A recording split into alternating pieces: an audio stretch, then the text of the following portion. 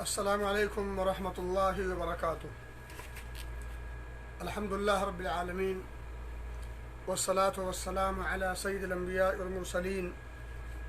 نبینا محمد وعلی آلہ واصحابہ اجمعین، اما بعد۔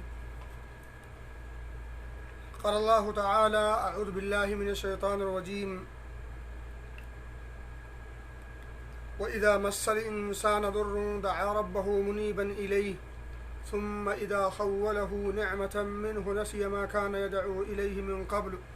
وجعل لله أندادا ليضل عن سبيله وقال أيضا وإذا غشيهم موج كالظلل دعوا الله مخلصين له الدين۔ معزز سامعین و ناظرین، بھائیوں اور دوستوں، اللہ رب العزت کا شکر اور اس کا احسان ہے اور اس کا یہ فضل و کرم ہے کہ اس نے ہمیں اپنی توحید کا گن گانے کی توفیق بخشی۔ میرے بھائیوں اور دوستوں، آج ہے محرم کی 25 تاریخ اور ستمبر کی 13 تاریخ سن 2020۔ 10واں درس کتاب کشف الشبہات کا دینے کا اور آپ کو ہم سب کا آپس میں مل کر سمجھنے سمجھانے کا موقع میسر ہوا ہے۔ اللہ مجھے حق کہنے کی اور ہم سب کو حق کے ماننے اور حق کے مطابق عمل کرنے کی اور پھر اس حق کو دوسروں تک پہنچانے کی توفیق عطا فرمائے۔ میرے بھائیوں اور دوستوں،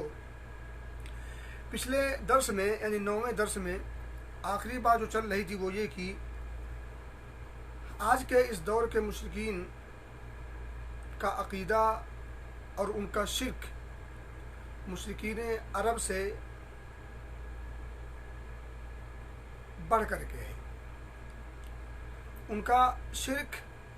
ان کے شرک کے مقابلے میں 2 درجہ کمتر ہے۔ میرے بھائی دوستو، آپ جب پڑھیں گے تو آپ کو یہ بھی معلوم ہوگا کہ وہ ان سے زیادہ عقل مند بھی تھے، لیکن شرک ان کا کمتر تھا، اور ان کا شرک ان کے شرک کے مقابلے میں 2 وجوہ سے ان کا بڑھا ہوا ہے، ان کا کمتر تھا، جس میں سے پہلی ایک وجہ، پہلا ایک سبب اور پہلی ایک چیز آپ کے سامنے میں نے آخر میں رکھ دی تھی، میں اس کا اشارہ کرتا چلوں۔ میں نے بتایا تھا کہ پہلے دور کے مشرک صرف راحت و آرام اور چین و سکون کی گھڑیوں میں کے ایام میں وہ غیر اللہ کو پکارا کرتے تھے، لیکن جب مصیبت میں پھنستے تھے، مشکل میں پھنستے تھے، جب ان کی کشتی بھنور کا شکار ہوتی، تو جب طوفان کی زد میں آتے، تو ایسے موقع پر وہ تمام معبودان باطلہ کو بھول کر ان سے اپنے رشتے کو مکمل طور پر کاٹ کر مخلصانہ طور پر اللہ رب العزت کو پکارا کرتے تھے۔ جبکہ آج کے مشرکین کا معاملہ یہ ہے کہ وہ کلمہ تو پڑھتے ہیں، صبح و شام لا الہ الا اللہ محمد الرسول اللہ کا ورد اور اقرار و اعتراف کرتے ہیں، ان میں سے کچھ لوگ نماز بھی پڑھتے ہیں اور دیگر اسلام کے جو ظاہری چیزیں ہیں ان تمام چیزوں کو بھی وہ بجا لاتے ہیں، لیکن خوشی کے حالت میں بھی، غمی کی حالت میں بھی، امن و سکون، چین و شانتی کے موقع پر بھی، مصائب و مشکلات میں بھی، تمام حالات میں یہ اللہ رب العزت کو یا تو چھوڑ کر یا تو اللہ رب العزت کے ساتھ ساتھ اپنے مزعومہ اولیاء صالحین یا اسی طرح سے دیگر اللہ کے مقرب بندوں کے در کو کھٹکھٹاتے ہیں، ان کے دروازے پر جاتے ہیں، ان سے اپنی مرادیں بر آنے کے لیے ان سے مطالبہ کرتے ہیں،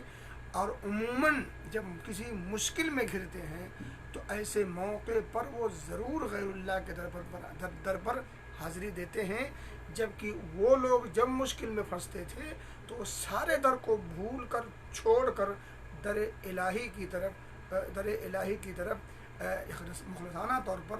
دوڑ پڑتے تھے، جبکہ یہ مشکل میں گھرتے ہیں تو در الہی کو چھوڑ کر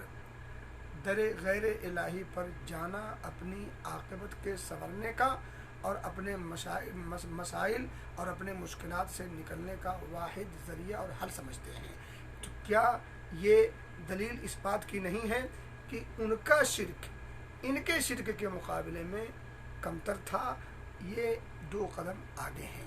دوسری بات، اس پر میں نے 5 آیات کریمہ پڑھ کر کے پیش کیا تھا اور آپ کو بتایا تھا، اس کا ترجمہ بھی پیش کیا تھا۔ آئیے اس چیز کو سمجھنے کے لیے میں آپ کو ایک واقعے کی طرف اشارہ کرتا چلوں۔ حضرت اکرمہ ابو جہل جو رئیس الکفار ہے، جو سردنا ہے مشرکین مکہ تھا، مکہ کا کفار کا، اس کا بیٹا اکرمہ بن ابی جہل رضی اللہ تعالیٰ عنہ مکہ فتح ہو چکا ہے۔ ایسے موقع پر وہ اپنے جان کی خیر مناتے ہوئے بھاگ کھڑے ہوئے۔ اب بھاگ جب کھڑے ہوئے تو ایک سمندری سفر کرنا پڑا انہیں۔ اب جب سمندری سفر کر رہے ہیں، کشتی میں سوار ہیں، میں القصہ مختصر یعنی شارٹ کر رہا ہوں اس کو، تو اب جب وہ سمندری سفر میں کشتی میں سوار ہیں تاکہ وہ نبی اکرم صلی اللہ علیہ وسلم اور ان کے وزراء سے بچا کر اپنی جان کے تحفظ کے لیے وہ مکہ چھوڑ کر بھاگ رہے تھے، ایسے موقع پر اب سمندری سفر کر رہے ہیں اور عین جب کشتی میں سوار ہیں اور کشتی بھور کا شکار ہو گئی، طوفان کی زد میں آ گئی، تو ایسے موقع پر اللہ نے کہا کہ اب اس کشتی میں موجود حضرات کا اس موج سے بچاؤ کے لیے صرف ایک ذات ہے جس کو پکارا جا سکتا ہے، وہ ذات باری تعالیٰ ہے۔ اب ان تمام معبودان باطلہ کو چھوڑ کر، اس کو بھول کر،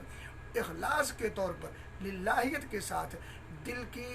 انہماک کے ساتھ اللہ رب العزت کو پکارا جائے، ممکن ہے کہ ہم اس مصیبت سے چھٹکارا پا جائیں۔ اکرمہ بن ابی جہل رضی اللہ تعالیٰ عنہ کہتے ہیں کہ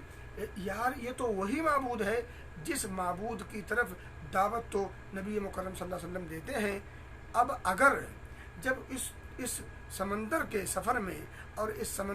سمندر کے موجوں کے تھپیڑوں میں اگر یہاں بچانے والی ذات صرف وہی معبود ہے جس کی دعوت نبی اکرم صلی اللہ علیہ وسلم دیتے ہیں، تو پھر خشکی میں ہم دیگر معبودان باطلہ کی عبادت کیوں کریں؟ ہم ان کی پرستش کیوں کریں؟ ہم ان کے سامنے سر نیاز خم کیوں کریں؟ ہم وہاں جا کر کے چادر یا نظر و نیاز کیوں پیش کریں؟ اور وہ عہد کرتے ہیں کہ اگر میں اس سمندری سفر سے بسلامت ساحل سمندر پر پہنچ گیا تو میں واپس جا کر نبی اکرم صلی اللہ علیہ وسلم کے ہاتھوں بیعت کر کے اسلام قبول کر لوں گا۔ میرے بھائی دوستو، کیا یہ واقعہ نہیں درساتا کہ مشرکین مکہ، مشرکین عرب جب کسی مصیبت میں، مشکل میں گھرتے تھے تو وہ ایک اللہ کو تنہا پکارا کرتے تھے، اس کے ساتھ کسی کو بھی شریک اور ساجی نہیں ٹھہراتے تھے۔ بہرحال باتیں بہت ساری ہیں، اب میں آگے بڑھتا ہوں۔ دوسری جو وجہ ہے جس سے معلوم یہ ہوتا ہے کہ اس دور کے مشرکین کا شرک کمتر تھا اس دور کے مشرکین کے شرک سے۔ نمبر 2، دوسری وجہ یہ ہے کہ ہمارے زمانے کے جو مشرکین کے مقابلے میں پہلے زمانے کے مشرکین کے شرک کے کمتر ہونے کی دوسری وجہ یہ ہے کہ پہلے لوگ اللہ کے ساتھ انہی لوگوں کو پکارتے تھے جو اللہ کے مقرب بندے ہوتے تھے، انہی کو پکارتے تھے اللہ کے ساتھ جو اللہ کے مقرب اور محبوب برگزیدہ بندے اور ہستیاں ہوتی تھیں، جیسے ملائکہ ہیں، اسی طرح سے اولیاء اور اسی طرح سے انبیاء ہیں، یا پھر پتھروں اور درختوں کو بھی پکارا کرتے تھے جو اللہ کے فرما بردار ہیں، نافرمان نہیں ہیں، کیونکہ انسان کے علاوہ، جن کے علاوہ یہ جتنی مخلوقات اللہ رب العزت نے پیدا کی ہیں یہ سب کے سب اللہ کے حکم کے تابع ہیں، ان کے ہاں نافرمانی نہیں ہوتی، یعنی وہ اللہ کے یا تو مقرب بندوں ہی کو پکارا کرتے تھے یا ان چیزوں کو پکارا کرتے تھے، اپنے لیے بطور معبود پیش کرتے تھے جن کے یہاں اللہ کی نافرمانی کا چانس نہیں ہوتا تھا، جو اللہ کے فرما بردار ہوتے تھے۔ نقطہ ذرا غور کیجیے گا، سمجھیے گا، توجہ دیجیے گا۔ کہہ رہے لیکن ہمارے زمانے کے مشرکین اللہ کے ساتھ جن کو پکارتے ہیں وہ انتہائی فاسق و فاجر اور بدترین قسم کے لوگ ہوتے ہیں۔ عموماً ایسا ہوتا ہے اور ایک دو نہیں ہزاروں داستان ہم اور آپ نے سنی ہوگی۔ اس وقت پورا یوٹیوب بھرا پڑا ہے اور سوشل میڈیا کے اندر ان تمام چیزوں کے دلائل آپ کو مل جائیں گے کہ آج پیر کے نام پر، مرشد کے نام پر اور اسی طرح سے اولیاء کے نام پر اور بزرگان دین کے نام پر कौन सा बाज़ार नहीं चल रहा है और क्या कुछ नहीं हो रहा है, हम और आपकी नज़रों से ये चीज़ ओझल नहीं है। हम और आप इस चीज़ को अच्छी तरह से जानते और समझते हैं। तो मैं ये नहीं कहता कि सब के सब फासिक व फाजिर और बदतरीन किस्म के लोग हैं, लेकिन ये है कि उमूमन ऐसा ही आप पाएंगे, बल्कि बाज़ तो नकली पाएंगे, जाली पाएंगे, नीचे उसके अंदर कब्र ही नहीं होगी, कोई शख्स मुर्दा, कोई शख्स उसके अंदर दफन ही नहीं हुआ होगा, बल्कि आप बाज़ जगहों पर वो जानवर को भी पूजते और उनके सामने सरे नियाज अपनी ज़मीन को खम करते हुए लोगों को पाएंगे। तो कहने की बात यह है कि उस वक्त के मुशरिक सिर्फ अल्लाह के मुकर्रब बंदों को अल्लाह के साथ शरीक ठहराते थे, या उन चीज़ों को बतौर माबूद के अपने सामने रखते थे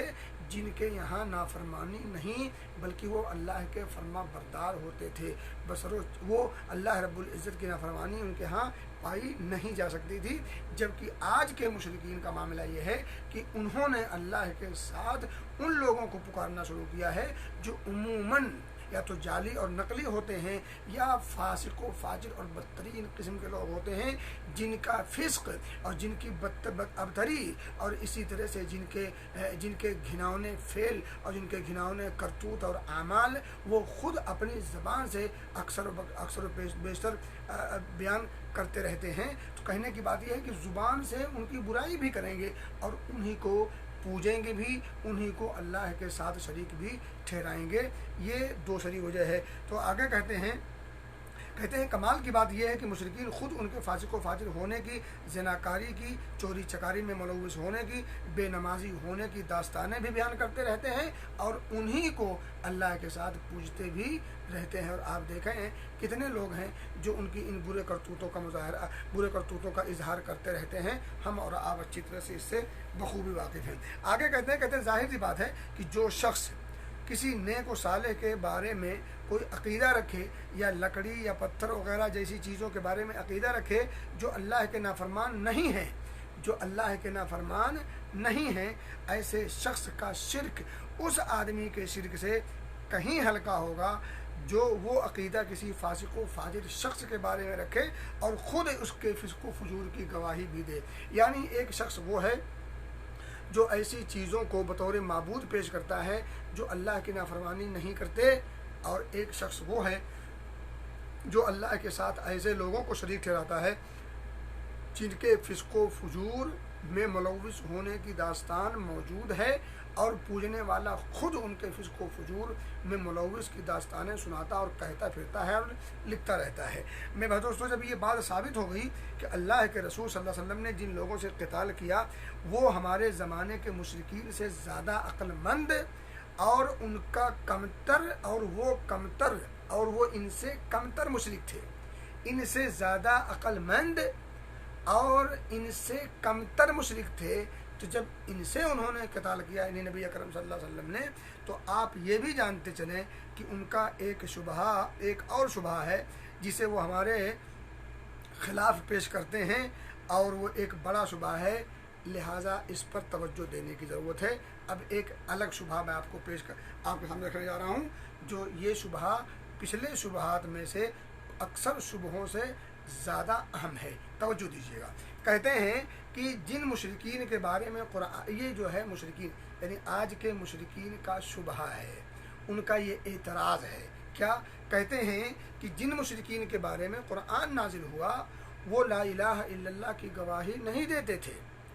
यानी जिन मुशरिकीन को मुशरिक कहा गया और अल्लाह रब्बुल इज़्ज़त ने उनके लिए जहन्नम की धमकी दी, जिनसे नबी अकरम सल्लल्लाहु अलैहि वसल्लम ने क़िताल किया, जिहाद किया, सहाबा कराम ने भी उनसे क़िताल जिहाद किया, उनके खून, उनके माल, उनकी ये सब जो है मबाह करार दिए गए, यानी इस्लाम ने उनसे लड़ाई झगड़ा करने का फुल मौका दिया। कह रहे हैं कि ये वो लोग थे जो ला इलाहा इल्लल्लाह का इकरार नहीं करते थे, गवाही नहीं देते थे, रसूलुल्लाह सल्लल्लाहु अलैहि वसल्लम की तकज़ीब करते थे यानी झुठलाते थे, आखिरत का इनकार करते थे, कुरान को झुठलाते बल्कि कुरान को जादू कहते थे। लेकिन हम रसूलुल्लाह सल्लल्लाहु अलैहि वसल्लम की गवाही देते हैं, कुरान की तस्दीक करते हैं, आखिरत पर ईमान रखते हैं, नमाज पढ़ते हैं, रोज़ा रखते हैं, फिर हमें उन मुशरिकीन के बराबर क्यों करार देते हो? फिर हमारा उन मुशरिकीन का کے ساتھ ہمارا شمار کیوں کرتے ہو جبکہ وہ انکار کرتے تھے ہم اقرار کرتے ہیں، وہ نبی اکرم صلی اللہ علیہ وسلم کی تکذیب کرتے تھے ہم تصدیق کرتے ہیں، وہ تمام اسلام کے شعائر کو جھٹلاتے تھے نہیں مانتے تھے ہم مانتے بھی ہیں اور عملی جامہ بھی پہناتے ہیں، یعنی نماز وغیرہ پڑھتے ہیں سب کچھ کرتے ہیں۔ یہ ان کا اعتراض ہے، شبہ ہے۔ اب جواب سنیے، کہہ رہے ہیں اس کا پہلا جواب تو یہ ہے کہ جمہور علماء کا اس بات پر اتفاق ہے کہ جو شخص تمام باتوں میں رسول صلی اللہ علیہ وسلم کی تصدیق کرے اور صرف ایک بات میں آپ کو جھٹلا دے وہ کافر ہے۔ یعنی اس بات پر تمام علماء کا اتفاق ہے کہ اگر کوئی شخص نبی اکرم صلی اللہ علیہ وسلم کی یا آپ کی لائی ہوئی تعلیمات میں سے سب کا اقرار کرے، کسی ایک چیز کا اگر انکار کر دے تو علماء کا اتفاق ہے بالاجماع ایسا شخص کافر ہے اگر کسی ایک جز کا بھی انکار کر دے۔ ٹھیک ہے، آگے کہتے ہیں کہ اسی طرح وہ شخص جو قرآن کے بعض حصے پر ایمان لائے اور بعض کا انکار کرے وہ بھی کافر ہے، جو بعض چیزوں کو مانے بعض چیزوں کو نہ مانے انکار کر دے وہ بھی کافر ہے۔ کہتے ہیں جیسے کوئی شخص توحید کا اقرار کرے اور نماز کا انکار کر دے، توحید کا اقرار کرے نماز کا انکار کر دے، یا توحید اور نماز دونوں کا اقرار کرے اور زکوٰۃ کا انکار کر دے، یا ان سب فرائض کا اقرار کرے حج کا انکار کر دے، سب فرائض کا اقرار کرے حج کا انکار کر دے، یا مذکورہ پانچوں یعنی جو پانچ جو اراکین ہیں یعنی توحید، نماز، روزہ، حج اور زکوٰۃ، ان پانچوں فرائض کا اقرار کرے مگر یوم آخرت کا انکار کر دے تو ایسا شخص بالاجماع کافر ہے۔ قرآن میں اللہ فرماتا ہے ان الذین یکفرون باللہ ورسلہ، جو لوگ اللہ کا اور اپنے رسولوں کا انکار کرتے ہیں، ویریدون ان یفرقوا بین اللہ ورسلہ، اور اللہ اور اس کے رسولوں میں پیغمبروں میں جدائی ڈالنا چاہتے ہیں اور کہتے ہیں کہ ہم بعض پیغمبروں کو مانیں گے اور بعض کو نہیں مانیں گے۔ وہ کیا کہتے ہیں نؤمن ببعض ونکفر ببعض، بعض رسولوں کو ہم مانیں گے بعض کو نہیں مانیں گے، ویریدون ان یتخذوا بین ذلک سبیلا، اور کفر اور ایمان کے درمیان ایک الگ راستہ بنانا چاہتے ہیں۔ تو اللہ کہتا ہے اولئک هم الکافرون حقا، تو صحیح بات یہ ہے حقیقی معنوں میں یہ لوگ پکے کافر ہیں، یہ لوگ پکے کافر ہیں۔ کچھ رسولوں کو مانتے ہیں کچھ کو نہیں مانتے، یہ اور وہ کرتے جو آیت کریمہ پڑھی گئی، یہ سورہ نساء کی 150-151 نمبر کی آیت ہے۔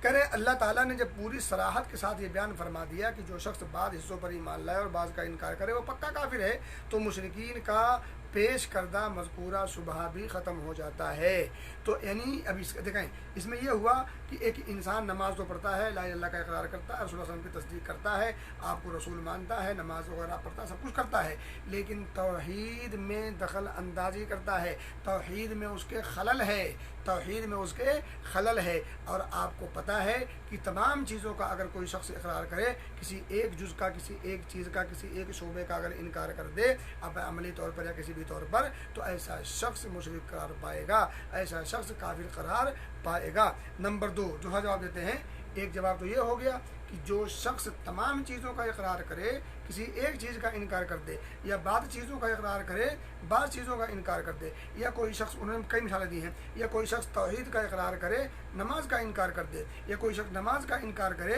نماز کا اقرار کر لے، توحید کا اقرار کر لے، حج کا انکار کر دے، زکوٰۃ کا انکار کر دے، یا آخرت کا انکار کر دے، وغیرہ وغیرہ، ان میں سے کسی ایک چیز کا اگر انکار کر دے تو ایسا شخص بالاجماع کافر ہے، اس کے کافر ہونے میں کوئی شبہ نہیں، کسی کا کوئی اختلاف نہیں۔ تو کہہ رہے ہیں کہ جب یہ بات مان لی گئی تو پھر ان کے اپنے اعمال اور ان کے اپنے عقیدوں کو چیک کیا جائے تو ان کے عقیدوں میں اعمال کے معاملے میں اقرار بھی ہے اور اپنی حد تک وہ عملی جامہ بھی پہناتے ہیں، لیکن جب عقیدے کا مسئلہ آتا ہے تو پھر عقیدے کے معاملے میں اللہ رب العزت کو یا تو سرے سے چھوڑ دیتے ہیں یا اللہ رب العزت کے ساتھ اپنے دیگر انبیاء کو یا اولیاء کو یا ملائکہ کو یا جن کو یا دیگر اللہ کے بعض مخلوقات میں سے بعض مخلوق کو جو اللہ کے مقرب ہوں یا جعلی اور نقلی ہی کیوں نہ ہوں، ان میں سے کسی نہ کسی کو چوز کر کے اختیار کر کے ان کو اپنا ماوا اور ملجا بنا لیتے ہیں، مشکل کشائی کے لیے ان کے دربار میں حاضر ہو کر کے انہیں پکارتے وغیرہ وغیرہ۔ نمبر 2 دوسرا جواب دیتے ہیں، کہنا ہے کہ اس شبہ کا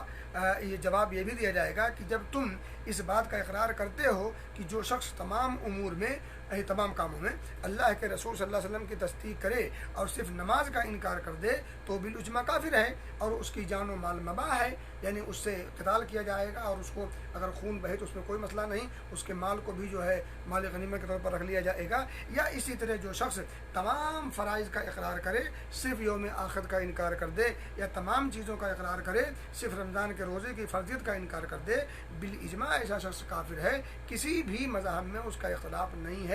और ये बात सब जानते हैं कि तौहीद रसूलुल्लाह सल्लल्लाहु अलैहि वसल्लम का लाया हुआ सबसे अहम फरीज़ा है। ये दूसरा जवाब,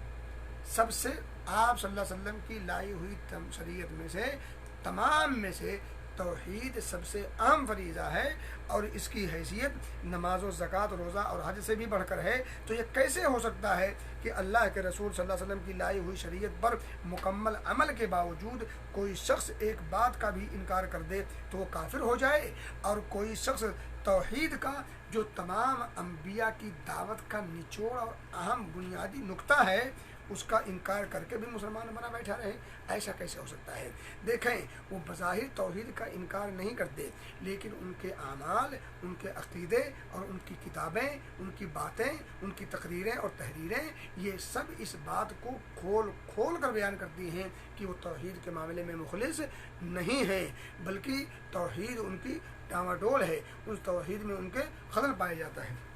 नंबर 3 कहते हैं कि उन्हें ये जवाब भी दिया जाएगा कि सहाबे किराम ने बनु हनीफा से क़िताल किया। वो एक कहानी है, पूरा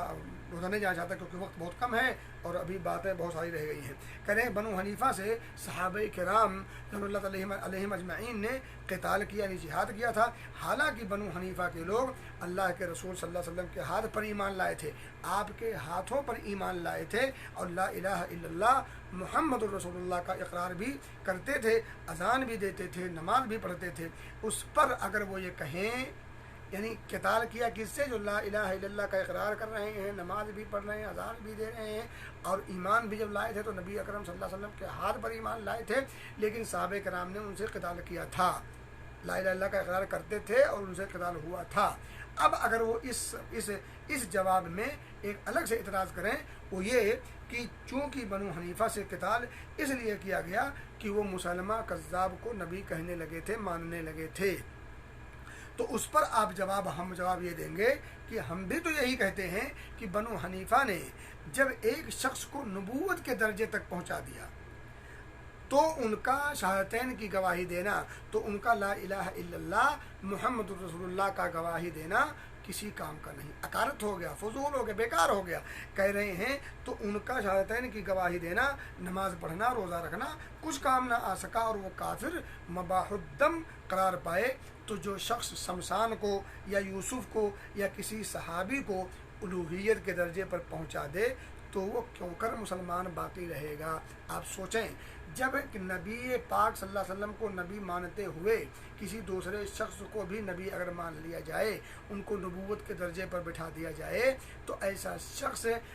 ऐसी चीज़ का इकरार करने वाला उसका ला इलाहा इल्लल्लाह का इकरार, मुहम्मद रसूलुल्लाह का इकरार, उसकी नमाज़ें, उसके अजान, उसके दीगर आमाल, वो सब अकारत हो जाएंगे, बर्बाद हो जाएंगे। वो शख्स पक्का काफिर माना जाएगा, उससे क़िताल होगा, उसका खून और माल उसका मबाह होगा, जैसा कि सहाबे कराम ने बनु हनीफा से क़िताल किया। तो जब नबूवत के दर्जे पर या नबूवत की कुर्सी पर अगर आँच आए तो ऐसा शख्स काफिर हो, तो तौहीद की कुर्सी पर आँच आए और इस्लाम पर कोई आँच ना आए, आपके ईमान पर कोई आँच ना आए, ऐसा कैसे हो सकता है? नबूवत की कुर्सी और उलूहियत की कुर्सी, क्या समझते हैं दोनों बराबर हैं? नहीं, उलूहियत की कुर्सी से बड़ी कोई कुर्सी हो नहीं सकती और नबूवत की कुर्सी से बड़ी कुर्सी उलूहियत की कुर्सी है। इस नबूवत की कुर्सी पर नबी मोहतरम सल्लल्लाहु अलैहि वसल्लम फाइज हैं, उलूहियत की कुर्सी पर अल्लाह रब्बुल इज़्ज़त फाइज है। अल्लाह रब्बुल इज़्ज़त सबका खालिक व मालिक है और तौहीद ही को तौहीद ही की बालादस्ती के लिए नबी अकरम सल्लल्लाहु अलैहि वसल्लम और दीगर अम्बिया और रसूल को इस कुर्सी पर, नबूवत की कुर्सी पर बिठाया गया। अब नबूवत की कुर्सी पर अगर कोई शख्स उंगली उठाए या उस पर उसकी वजह से आँच आए तो वो शख्स काफिर करार पाए, और तौहीद की कुर्सी पर अगर आँच कोई आए या कोई उस पर उंगली उठाए या उसमें आदमी खुर्द बुर्द करे तो फिर वो मुसलमान कैसे हो सकता है? क्या वो मुशरिक नहीं हो सकता? यकीनन वो मुशरिक होगा। मेरे भाई दोस्तों, फिर कहते हैं, चौथा जवाब देते हुए कहते हैं तो अली रज़ियल्लाहु ताला अन्हु ने जिन लोगों को आग से जलाया था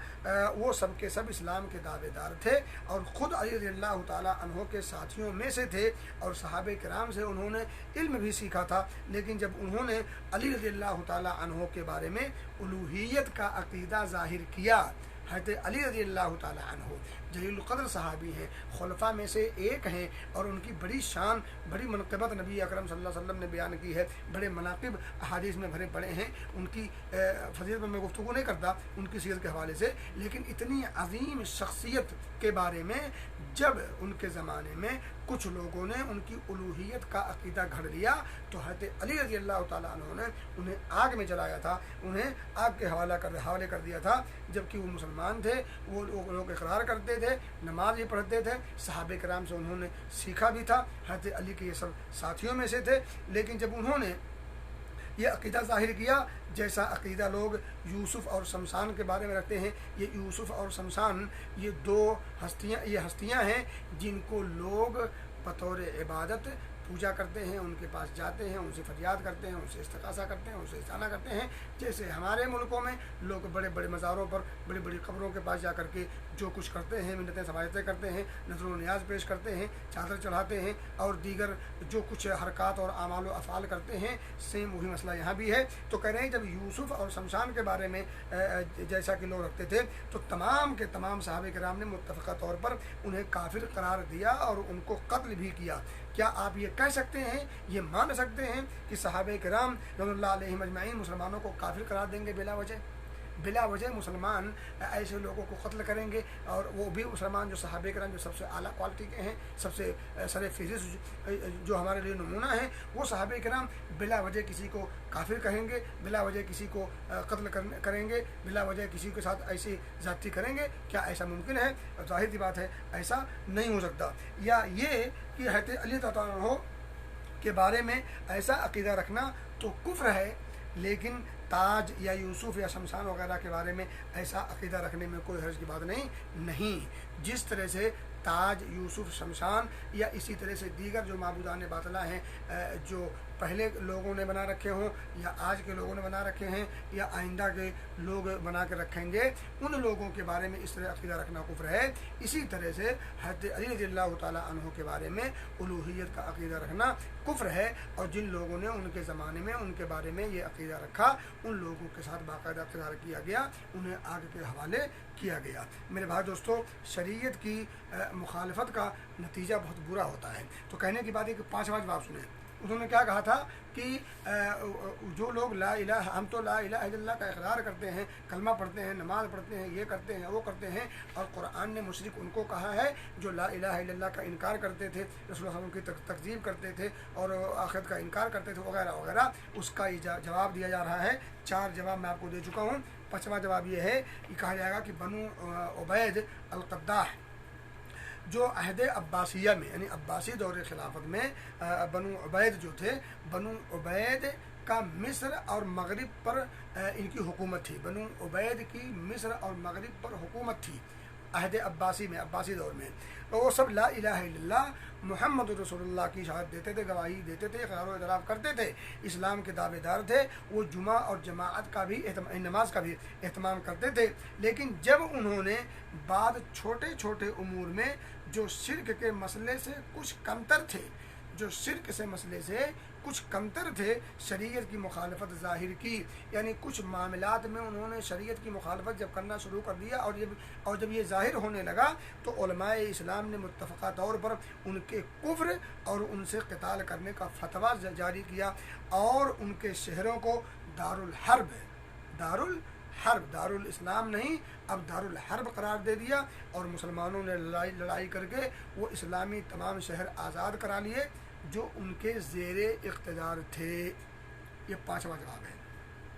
چھٹا جواب کہہ رہے ہیں آپ یہ بھی جواب بھی دے سکتے ہیں کہ پہلے لوگ اگر اسی وجہ سے کافر قرار دیے گئے کہ انہوں نے شرک، رسول کی تکذیب، قرآن کی تکذیب اور قیامت کا انکار سب کچھ اکٹھا کر لیا، تو اس باب کا کیا مطلب ہے جو ہر مذہب کے علماء نے اپنی کتابوں میں ذکر کیا۔ آپ دیکھیں نقطے کی بات ہے، کہہ رہے ہیں کہ ہر علماء، ہر مذہب کے اور ہر مسلک، ہر مکتب فکر کے لوگوں کا اس بات پر ایمان ہے، یقین ہے، جانتے اور مانتے ہیں، پڑھتے ہیں کتابوں میں کہ ہر مسلک کے علماء نے مرتدوں کا، جو مرتدین ہیں، جو جنہوں نے اسلام سے اپنے آپ کو کاٹ لیا، مرتد ہو گئے، مرتدین کا باقاعدہ حکم کتابوں میں موجود ہے اور اس کے احکام و مسائل علماء نے بیان کیے ہیں۔ وہی کہہ رہے ہیں کہ باب حکم المرتد، یعنی مرتد کے حکم کا بیان، اور مرتد وہ شخص ہوتا ہے جو اسلام لے آنے کے بعد کافر ہو جائے۔ اس کے بعد علماء نے مرتد کی بہت سی اقسام، یعنی اگر یہ ہے کہ ایک شخص مکمل طور پر اسلام کے تمام فرائض کا اقرار کرنا ضروری ہے، جی کہہ رہے ہیں کہ سب کچھ اکٹھا کر لیا، تو اگر آپ یہ کہنا چاہتے ہیں کہ شرک، قرآن کی تکذیب، رسول کی تکذیب، اسی طرح سے کوئی قیامت کا انکار، سب کچھ اکٹھا کر لیا تھا، یعنی انہوں نے کہا مشرکین مکہ نے، رسول اللہ صلی اللہ علیہ وسلم کا انکار کیا، تکذیب کی، قرآن کا بھی انکار کیا، تکذیب کی، اور اسی طرح سے یوم آخرت کا انکار کیا، تکذیب کی، تب وہ مشرک قرار پائے۔ اگر یہ شرط ہوتی تو پھر علماء نے مرتدین کے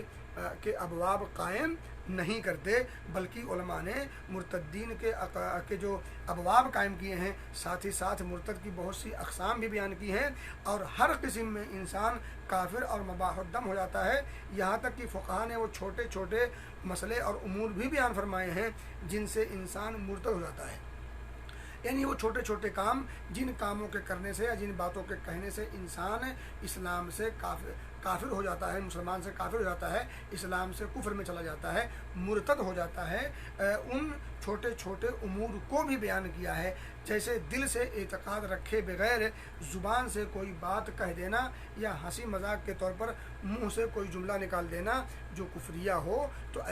ایسے کاموں سے، ایسی باتوں سے انسان کافر ہو جاتا ہے اور اس پر کفر کا حکم لگتا ہے۔ میرے بھائی دوستو، یہ چھٹا جواب ہے۔ ساتواں جواب یہ بھی جواب دیا جائے گا، کہہ رہے ہیں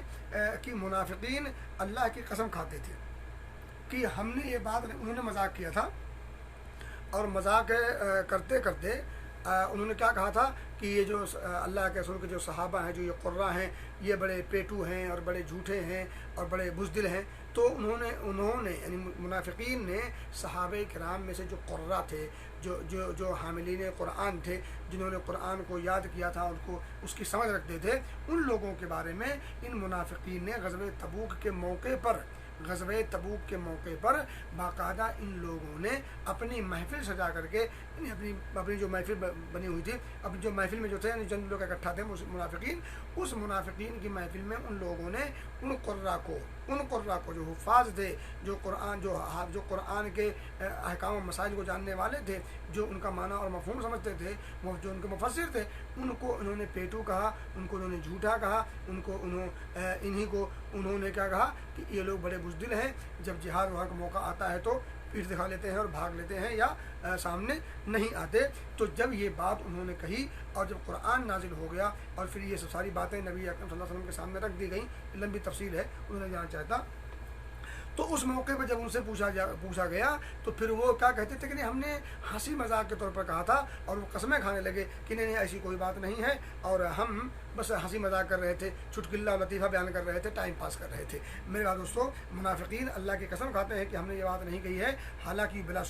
شبہ کفر کی بات کہہ چکے، اور اسلام لانے اس کا اظہار کرنے کے بعد وہ پھر کافر بن گئے۔ یہ قرآن میں سورہ توبہ میں آیت نمبر 74 ہے، یحلفون باللہ ما قالوا ولقد قالوا کلمۃ الکفر وکفروا بعد اسلامہم وہموا بما لم ینالوا۔ تو بہرحال یہ میں نے آپ کے سامنے رکھ دیا خلاصہ کلام۔ کریں اس آیت کریمہ کے اس ٹکڑے میں اللہ تعالیٰ نے جن لوگوں کا ذکر کیا ہے، صرف ایک بات کی وجہ سے انہیں کافر قرار دیا ہے۔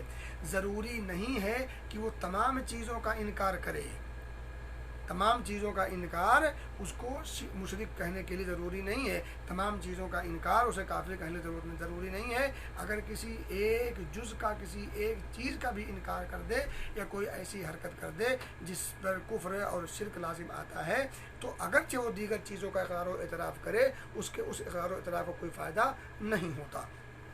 کہہ رہے ہیں انہیں کافر قرار دیا گیا، حالانکہ وہ رسول اللہ صلی اللہ علیہ وسلم کے زمانے میں تھے، رسول پاک صلی اللہ علیہ وسلم کے زمانے میں تھے، آپ صلی اللہ علیہ وسلم کے ساتھ جہاد میں شریک تھے، غزوہ تبوک میں وہ باقاعدہ موجود تھے، جو بڑی سخت جنگ تھی اور گرمی کا موسم تھا، اس کی بڑی کہانیاں ہیں۔ تو کہنے کے بعد نماز پڑھتے تھے، زکوٰۃ دیتے تھے، حج کرتے تھے، اللہ کی وحدانیت کی گواہی بھی دیتے تھے، لیکن اس کے باوجود انہوں نے جب مذاق کیا، مذاق اور ٹھٹھا اڑایا نبی کے صحابہ کا، تو پھر ان کے اس ٹھٹھا کی وجہ سے اللہ رب العزت نے انہیں کافر گردانا اور ان کے ان تمام اقرار کا کوئی معنی نہیں ہوا۔ اسی طرح سے اسی سے ملتی جلتی سورہ توبہ ہی میں آیت نمبر 65 اور 66 بھی دیکھی جا سکتی ہے۔ تو کہنے کی بات یہ ہے کہ ان تمام آیات میں جن لوگوں کا ذکر ہے، وہ جن کے بارے میں یہ بات، ان کے بارے میں یہ صراحت فرمائی کہ وہ ایمان کے بعد کافر ہو گئے، اور کام کیا کیا تھا؟ صرف اللہ کے رسول صلی اللہ علیہ وسلم کے جو قرہ تھے، یعنی صحابہ میں جو حافظ تھے اور جو عالم تھے، ان لوگوں کا ان لوگوں نے مذاق اڑایا تھا۔ صرف مذاق اڑانے کی وجہ سے انہیں ان کے ایمان کے بعد کافر قرار دیا گیا، حالانکہ وہ غزوہ تبوک میں رسول اکرم صلی اللہ علیہ وسلم کے ساتھ تھے، اور بعد میں ان لوگوں نے معافی بھی مانگی اور عذر بھی پیش کیا کہ ہم دل سے نہیں، سنجیدگی سے نہیں کہہ رہے تھے، بلکہ یہ بطور مذاق اور بطور لطیفہ اور بطور چٹکلا یہ سب بات کر رہے تھے، لیکن ان کے اس عذر کو مانا نہیں گیا، بلکہ کہا گیا لا تعتذروا قد کفرتم بعد ایمانکم، کہ تم ایمان لے آنے کے بعد کافر ہو چکے ہو، اب تم عذر نہ پیش کرو، اب تم بہانے مت بناؤ۔ تو آپ مشرکین کے اس شبہے پر پھر سے غور کریں۔ یہ جتنے شبہات ہیں، ان شبہات کو عموماً اور اس شبہے کو کہ وہ لا الہ الا اللہ کا انکار کرتے تھے مشرکین عرب، اور ہم لا الہ الا اللہ کا اقرار کرتے ہیں، اس شبہے کو کہہ رہے ہیں کہ صاحب کتاب کہہ رہے ہیں کہ پھر سے غور کریں، پھر سے اس کو غور سے پڑھیں، جو یہ کہتے ہیں کہ تم ان مسلمانوں کو کیسے کافر گردانتے ہو جو لا الہ الا اللہ کی گواہی دیتے ہیں، نماز پڑھتے ہیں، روزہ بھی رکھتے ہیں، اور اس کے بعد اس شبہے کا یہ جو جواب دیا گیا ہے، یہ جو 6-7 جو جواب دیے گئے، 7 جواب میں دے چکا ہوں، 7 جواب کو پھر سے پڑھیے، سمجھیے۔ کہہ رہے ہیں اگر آپ پڑھ لیں گے، سمجھیں گے، تو یہ آپ کے لیے بہت زیادہ مفید اور بہت ہی غیر قدر چیز اور جواب ہوگا، جو آپ کی زندگی میں ایک نکھار پیدا کرے گا۔ 8واں جواب دیتے ہیں، کہتے ہیں کہ اس جواب کی ایک دلیل کے طور پر وہ واقعہ بھی ہے جو شروع میں آپ کو بتایا گیا تھا کہ جس طرح سے حضرت موسیٰ کی قوم نے حضرت موسیٰ سے کہا تھا کہ اے موسیٰ ہمارے لیے ایک معبود منتخب کر دو، جس طرح سے ان کے لیے ایک معبود ہے۔ تو نبی اکرم صلی اللہ علیہ وسلم کے صحابہ بھی ایک موقع پر آپ صلی اللہ علیہ وسلم کے ساتھ کہیں جا رہے تھے، تو وہ جو ہے ذات انوات کے بنانے کی بات کہی، اس موقع پر آپ صلی اللہ علیہ وسلم نے فرمایا کہ اللہ اکبر، یعنی آپ نے تعجب کیا اور اللہ اکبر کہتے ہوئے کہا کہ کیا تم نے بھی حضرت موسیٰ علیہ الصلوۃ والتسلیم کی قوم بنی اسرائیل کی طرح سے ایک ایسی چیز کا مطالبہ کیا ہے جس چیز کا مطالبہ انہوں نے کیا تھا؟ تو آپ صلی اللہ علیہ وسلم نے کیا فرمایا کہ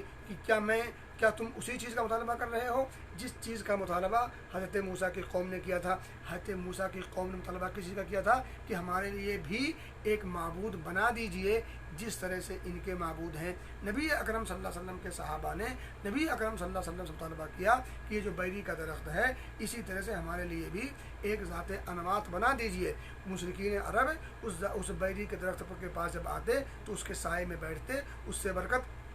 حاصل کرتے، اپنی تلوار کو اس میں لڑکاتے تھے برکت کے واسطے۔ اس پیڑ سے ان کو ایک عجیب سی انسیت تھی۔ صحابہ کرام نے جب دیکھا تو انہوں نے باقاعدہ نبی اکرم صلی اللہ علیہ وسلم سے مطالبہ کیا کہ آپ بھی ہمارے لیے بھی ایک اس طرح کا ذات انوات بنائیے۔ تو اس موقع پر آپ نے فرمایا تھا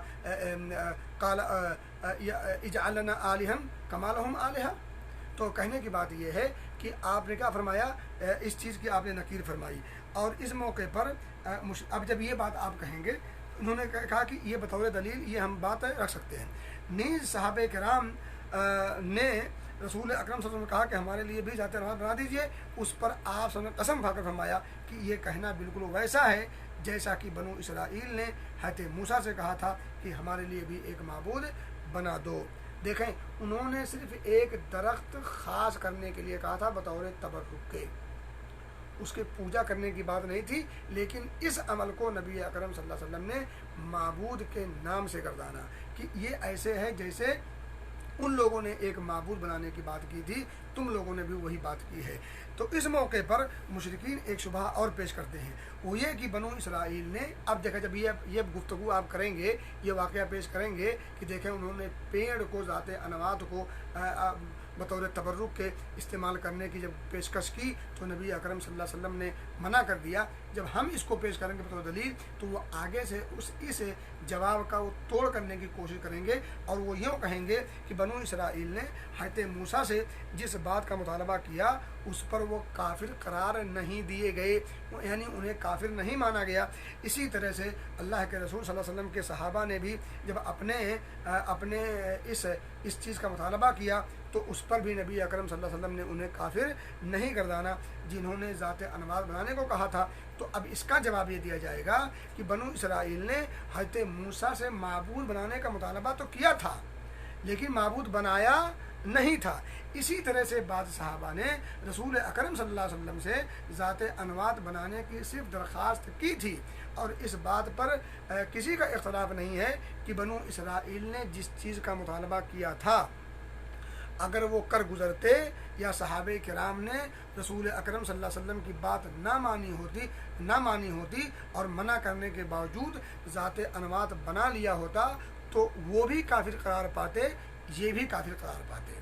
چونکہ انہوں نے مطالبہ کیا لیکن انہوں نے بھی نہیں بنایا، انہوں نے مطالبہ کیا، یہاں بھی منع کر دیا گیا، یہ بھی مان گئے وہ بھی مان گئے۔ اگر یہ دونوں میں سے وہ نہیں مانتے تو وہ کافر قرار پاتے، یہ نہیں مانتے تو یہ کافر قرار پاتے، چونکہ ان دونوں نے اس چیز کے مطالبے کے بعد جب منع کیا گیا تو مان گئے، جب مان گئے تو انہیں کافر کیسے کہا جائے گا؟ تو کہنے کی بات یہ ہے کہ اس جواب کا جب پھر اعتراض ہوگا تو اس کا جواب یہ ہے کہ انہوں نے ذات انوات بنانے کی پیشکش کی تھی،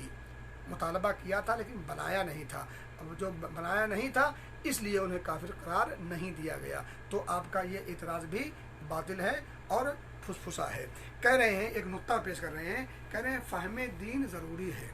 فہم دین ضروری ہے۔ کہہ رہے ہیں مذکورہ واقعہ، یعنی جو واقعہ ذکر کیا گیا ہے اس واقعہ سے ایک دوسرا پہلو بھی نکلتا ہے، وہ یہ کہ ایک مسلمان کو پڑھا لکھا ہونا ضروری ہے، اور خصوصاً عقیدے کا مسئلہ کہ عقیدے کے مسائل کا جاننا ازحد ضروری ہے۔ کہہ رہے ہیں کیونکہ پڑھا لکھا شخص بھی غیر شعوری طور پر شرک میں مبتلا ہو سکتا ہے، پڑھا لکھا شخص بھی غیر شعوری طور پر شرک میں انجانے میں غیر شعوری طور پر شرک میں مبتلا ہو سکتا ہے، لہذا علم کرنے کے ساتھ ساتھ اپنے عقائد کی اور اپنے ایمان کا تحفظ اور کی حفاظت بھی ضروری ہے، اور ظاہر بات ہے اس کی حفاظت بغیر علم حقیقی کے نہیں ہو سکتی۔ تو عقیدے کا علم، صحیح علم ہمیں سیکھنا ضروری ہے تاکہ ہم اپنے عقیدے کی اصلاح کے ساتھ ساتھ اس کا تحفظ، اس کا دفاع بھی کر سکیں۔ اور آگے ایک بڑی پتے کی بات کہہ رہے ہیں، یہ جاننا بھی ضروری ہے کہ عوام الناس، یعنی عام لوگوں کا یہ کہنا ہے کہ ہم نے توحید کو سمجھ لیا، کہ عام لوگوں ہم نے توحید سمجھ لیا، وہ لوگ توحید کو صرف یہ سمجھتے ہیں کہ لا الہ الا اللہ کا اقرار کر لو، کبھی کبھی نماز پڑھ لو، یہ ہو گیا۔ لا الہ الا اللہ کا صرف اقرار کرنا یہ توحید نہیں ہے۔ عوام الناس یعنی لوگوں کی اکثریت ایسی ہے، وہ یہی دعویٰ کرتے ہیں کہ ہم نے توحید کو سمجھ لیا ہے، حالانکہ ان کا یہ دعویٰ شیطانی دھوکہ، نادانی اور جہالت اور حماقت ہے۔ تو صاحب کتاب کہتے ہیں کہ فہم دین یعنی اعتقادی مسائل کا سیکھنا یہ بہت ضروری ہے تاکہ اپنے اعتقادی مسائل میں اپنے آپ کو تحفظ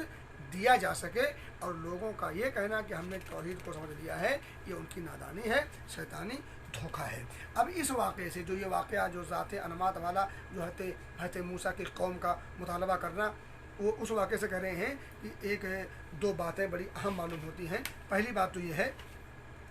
کہتے ہیں کہ ایک مسلمان مجتہد اگر لا علمی میں کوئی کفریہ بات کہہ دے اور تنبیہ کے بعد فوراً اس سے توبہ کر لے تو وہ کافر نہیں ہوگا،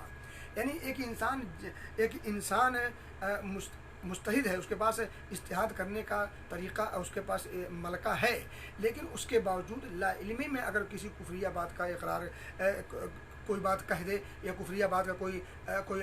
عمل کی پیشکش کر دے اور تنبیہ جب کی جائے اس کا فوراً انکار، یعنی فوراً اس تنبیہ پر مان جائے اور اس چیز کا انکار کر دے جس چیز کا اس نے مطالبہ کیا ہے یا جس چیز کو وہ کہہ گیا ہے، اگر فوراً توبہ کر لے تنبیہ کے بعد تو اس کے اس کہنے کی وجہ سے یا اس کے اس حرکت کی وجہ سے اسے کافر نہیں کہا جائے گا۔ دوسری بات بھی معلوم ہوتی ہے کہ ایسا شخص اگرچہ کافر نہیں ہوتا لیکن ایسے شخص کی بڑے سختی کے ساتھ تنبیہ ہونی چاہیے، بڑے سخت انداز میں ایسے لوگوں کی تنبیہ ہونی چاہیے۔ تو میرے بھائیوں اور دوستوں، انہوں نے بیان جیسا کہ نبی اکرم صلی اللہ علیہ وسلم نے اپنے صحابہ کی بڑے سخت بھرے انداز میں تنبیہ کی تھی۔ اچھا، مشرکین کا ایک اور شبہ ہے، وہ کہتے ہیں، اب یہ الگ شبہ ہے، وہ کہتے ہیں کہ حضرت اسامہ بن زید رضی اللہ تعالی عنہ نے جب لا الہ الا اللہ کا کہنے والے شخص کو قتل کر دیا تھا تو اللہ کے رسول صلی اللہ علیہ وسلم نے اس پر ناراضگی ظاہر کی تھی اور فرمایا تھا اقتلتم بعد ما قال لا الہ الا اللہ، کہ کیا تم نے لا الہ الا اللہ پڑھنے کے بعد بھی اسے قتل کر دیا؟ آپ صلی اللہ علیہ وسلم کی اور ایک حدیث بھی آتی ہے، صحیح مسلم کی حدیث سے بالکل واضح ہے کہ امرت ان اقاتل الناس حتی یقولوا لا الہ الا اللہ، مجھے اس بات کا حکم دیا گیا ہے کہ ان لوگوں سے اس وقت تک قتال کروں، جہاد کروں جب تک وہ لا الہ الا اللہ کا اقرار نہ کر لیں۔ اب یہیں سے میں بات کل رکھوں گا انشاءاللہ، اور کل پوری بات ختم کرنے کی کوشش کروں گا کیونکہ اب وقت ہو چکا ہے تقریباً۔ تو یہ ان کا اعتراض ہے کہ لا الہ الا اللہ کہنے کے بعد جب حضرت اسامہ نے قتل کر دیا تو نبی اکرم صلی اللہ علیہ وسلم نے خفگی کا اظہار کیا اور آپ نے بڑی سخت نکیر فرمائی، اور خود نبی اکرم صلی اللہ علیہ وسلم کی حدیث ہے کہ مجھے قتال کرنے کا حکم اس وقت تک دیا گیا ہے جب تک وہ لا الہ الا اللہ کا اقرار نہ کر لیں۔ تو میں آپ کو بتا دوں، سیدھی سی بات یہ ہے کہ اس کا جواب کئی انداز میں دیا گیا ہے اور انشاءاللہ اگلے درس میں اس کا جواب دیا جائے گا۔ ایک جملہ سن لیں، صاحب کتاب کہتے ہیں کہ یہ نادان مشرک ان احادیث کا مطلب یہ نکالتے ہیں کہ لا الہ الا اللہ کا اقرار کر لینے کے بعد آدمی جو بھی چاہے کہے اور جو بھی چاہے کرے اسے کافر نہ کہہ سکتے ہیں نہ قتل کر سکتے ہیں۔